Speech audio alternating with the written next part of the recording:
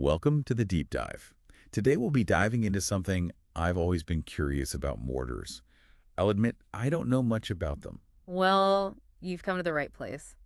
Really, my only experience with mortars is, like those fireworks we see on the 4th of July. Sure. But I have a feeling there's a lot more to it. Oh, absolutely. Mortars have been around a lot longer than fireworks. They've played a surprisingly important role in shaping warfare over the centuries. So to get us started, when I think about mortars, the first thing that comes to mind is like World War I trench warfare. Yeah. Is that even an accurate starting point? It is, but their story begins much earlier than that.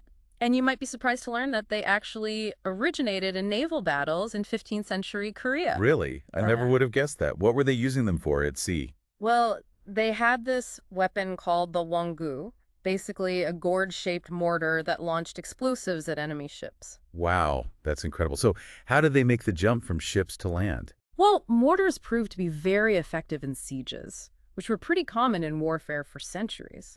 A famous example is the 1453 siege of Constantinople, where Ottoman forces used mortars to bombard the city's defenses. I can just picture those massive mortars launching projectiles over the city walls. Right. But I imagine those early mortars must have been incredibly difficult to move around, right? They were, yeah, huge, heavy, often requiring large teams of men and even draft animals to transport and position them. Wow. So how did they address that? It wasn't until the 18th century that things started to change. A Dutch military engineer named Baron Menno van Cohoorn came up with a much more transportable design. Interesting. Were there any other major advancements during that time? Cohoorn's mortar was also capable of firing exploding shells. That was a major innovation at the time. Oh, wow. So mortars were becoming more mobile, A&D packing a bigger punch. Yeah, absolutely. That had a pretty big impact on the way battles were fought. They became a lot more valuable, especially with the introduction of exploding shells. So it sounds like mortars were already making waves on both land and sea. What about those iconic trench battles of World War I? Well, that's where we see the emergence of what we think of as the modern mortar. Right, right. World War I was a turning point. It brought us the invention of the Stokes mortar. Ah, so that's where that classic image of soldiers dropping bombs into a tube comes from. You got it. And it could fire a barrage of bombs directly into enemy trenches, something that traditional artillery at the time really struggled with. I bet. It sounds like a pretty terrifying experience to be on the receiving end of that kind of bombardment. Yeah, it was a game changer. It was brutal and really effective in those close quarters battles. So what made the Stokes mortar so revolutionary? Was it a complex design?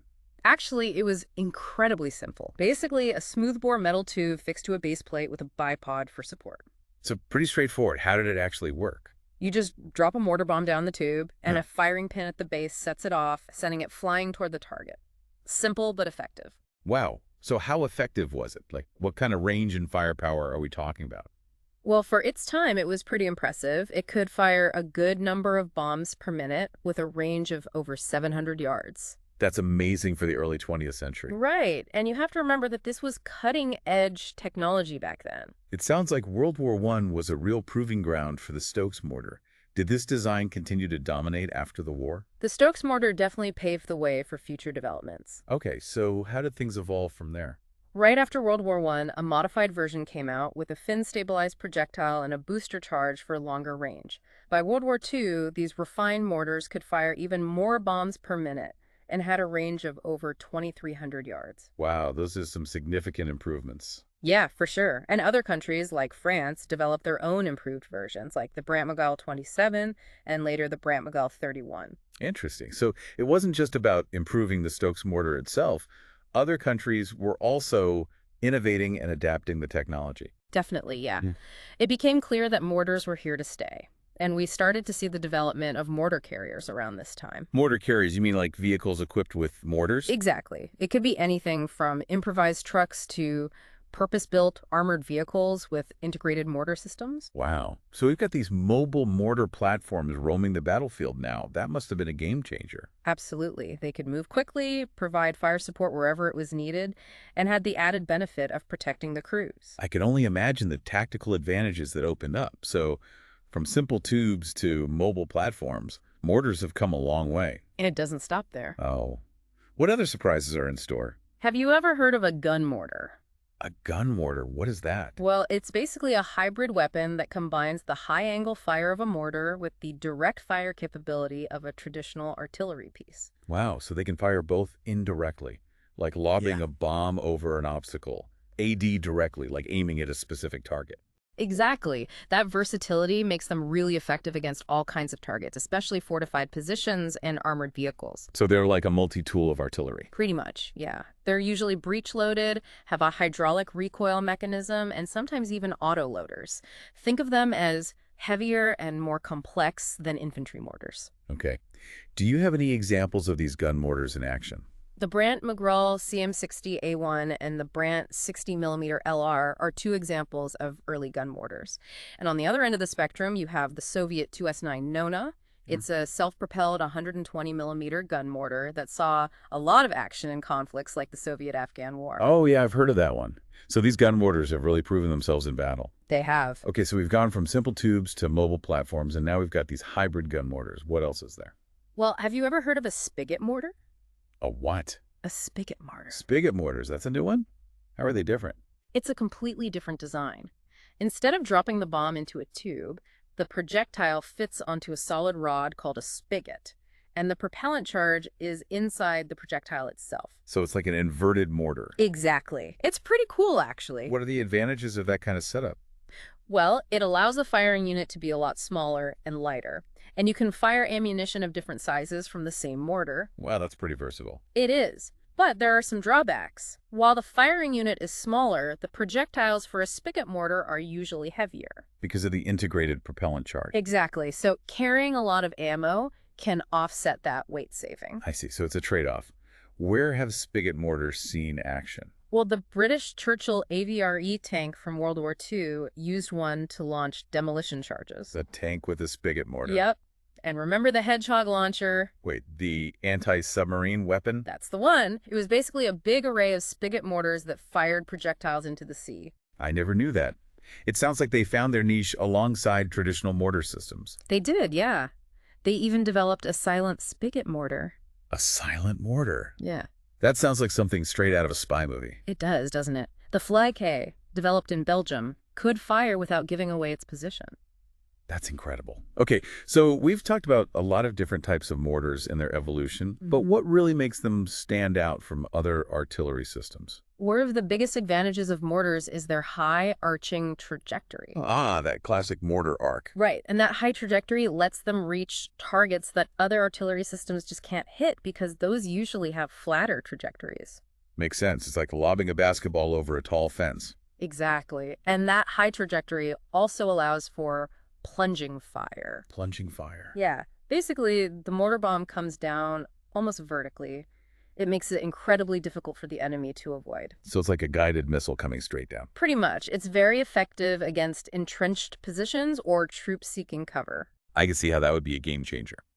Okay, but with all this talk about technological advancements, have mortars entered the realm of, like, guided munitions? Oh, absolutely. That's one of the most exciting areas of mortar development today. Really? Like what? Well, there are a number of cutting-edge guided mortar rounds out there. For example, the XM395 precision guided mortar munition turns standard mortar bombs into GPS-guided missiles. Wow, GPS-guided mortars. What about other countries? Are they working on similar... Yeah, definitely. Sweden has the Strix mortar round. It uses infrared imaging to lock onto tanks and armored vehicles. So it's like a heat-seeking missile, but launched from a mortar. Exactly. And then there's the Israeli-made GMM-120. That one has both GPS and laser guidance. Wow. Talk about double the precision. Yeah, Israel is really at the forefront of guided mortar technology. It's incredible to think about how far mortars have come, from those simple tubes to these high-tech guided munitions. But before we wrap things up, I have to ask, what about the biggest, most powerful mortars ever made? Ah, you want to talk about the mortar giants? We're talking about some seriously massive weapons. Oh, I'm all ears. Okay, so there's the Roaring Meg from the English Civil War.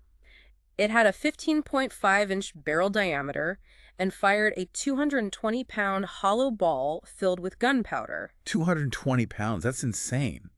I can't even imagine the destructive power. It was a fearsome weapon, for sure, but that's just the beginning. Okay, that's more. The Belgian monster mortar had a 24-inch caliber, and then there's Mallet's mortar, a British mortar from the 1850s, with a 36-inch caliber. 36 inches. That's like firing a small car. Right.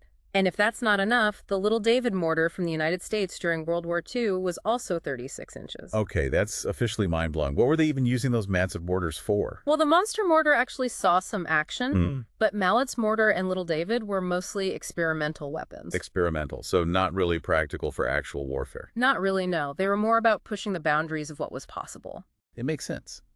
As impressive as they were, those mortar giants seem more like technological marvels than practical battlefield tools. Exactly. But they definitely have a place in the history of artillery. They do.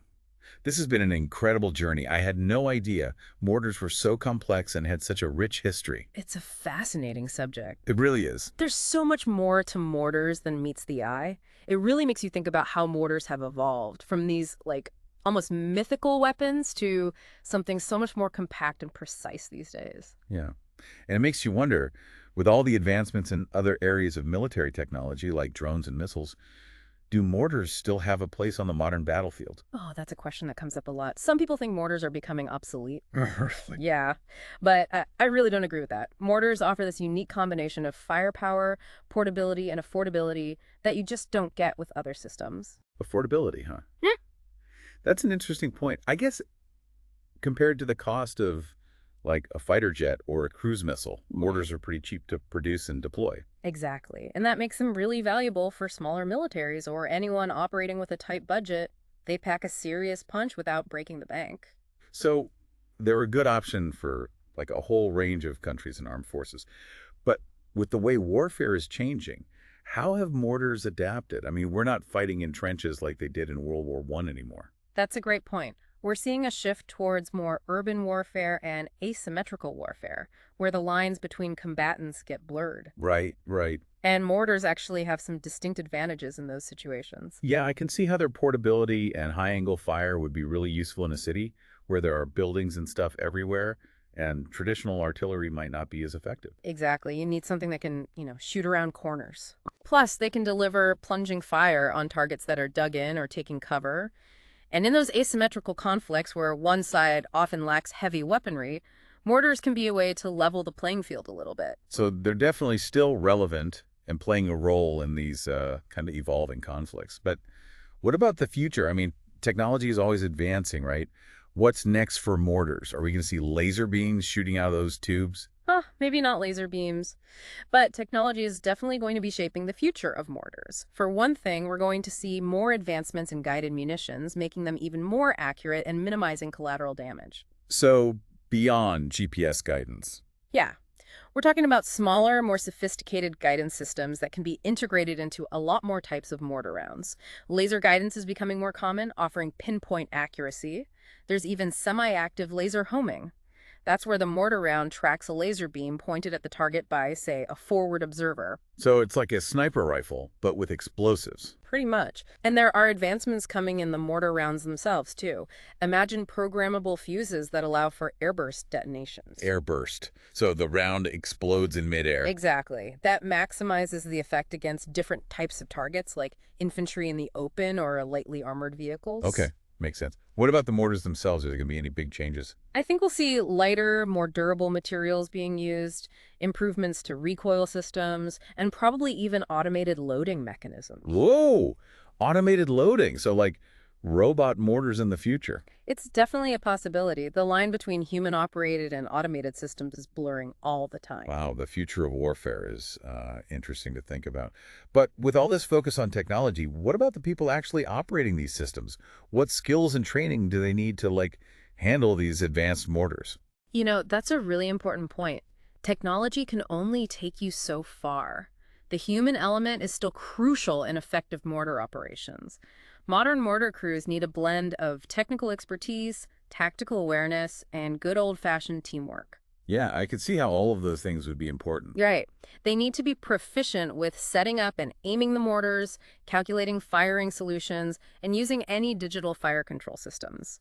On top of that, they need to understand the strengths and limitations of the mortars, how to use them in different situations, and how to work as part of a larger military unit. So it's about more than just firing the mortar. They're like a thinking part of the operation. Exactly. And they have to work together effectively as a team. They need to communicate well, coordinate their actions, and trust each other, especially when under pressure. It's like a well-oiled machine. Everyone plays a crucial role. Right. It's that human element, the skill, the training, the camaraderie that really determines how successful a mortar team is. This has been incredibly eye-opening. I'm seeing mortars in a whole new light. But, thinking about everything we've talked about, do you think mortars could ever become like the dominant force on the battlefield, even more so than traditional artillery? Especially with these advanced guided munitions we talked about. That's a really interesting question. I don't think mortars will completely replace traditional artillery, but they're definitely carving out their own niche as highly effective and adaptable weapons. So it's not really about one replacing the other, but more about like finding the right balance, using the right tool for the job. Exactly. Each artillery system has its own strengths and weaknesses. Traditional artillery is great for long-range engagements, while mortars excel at close-in fire support and those unique tactical advantages we talked about. It seems like the future of warfare is going to be shaped by, using a mix of different weapons, each with its own role to play. Exactly. And mortars are definitely a key part of that mix. It's amazing to think about how far mortars have come, Yeah. from those simple tubes to these sophisticated high-tech weapons they are today. It really is remarkable, isn't it? What started out as a tool for naval battles is now this like indispensable part of modern warfare. And it's still evolving. It is. Yeah. So we've covered a lot of ground here, the history, different types, tactical advantages, and even what the future might hold for mortars. What are some key takeaways for our listeners? What should they remember about these fascinating weapons? Well, I think the most important thing is to remember that mortars are so much more than just those simple tubes that lob explosives. Right. They have this long and rich history of innovation driven by the need to adapt to the changing face of warfare. It's like this constant game of technological leapfrog. Exactly. And it's led to this wide range of mortar systems, each one tailored to a specific role and tactical need. We've got the lightweight man-portable mortars for infantry support, mobile mortar carriers for armored formations, and even those hybrid gun mortars. Right. And who could forget those spigot mortars? Yeah. Those are really something else. It's this diversity that makes mortars such a versatile and enduring force on the battlefield. I think so. They can be used in so many different environments and scenarios. Definitely. From close quarters, urban combat to mountainous terrain, mortars have proven themselves time and time again. And with the integration of GPS, laser guidance, and all these other advanced technologies, they're becoming even more precise and effective. Oh, absolutely. It's a game changer in terms of minimizing collateral damage and, operating in those complex environments we talked about. So what's next for mortars? What does the future hold? Well, I think we can expect to see continued advancements in technology and tactics. Mortars are going to continue to be a major player on the battlefield for many years to come. Well, we've certainly given our listeners a lot to think about today. From ancient sieges to the high-tech battlefields of the future, mortars have had an undeniable impact on warfare, and it seems like their journey is far from over. It has been a pleasure diving deep into the fascinating world of mortars with you. Likewise. And to our listeners, thank you for joining us on this deep dive into the history and evolution of mortars. Until next time, keep exploring, keep learning, and never underestimate the power of a well-aimed mortar bomb.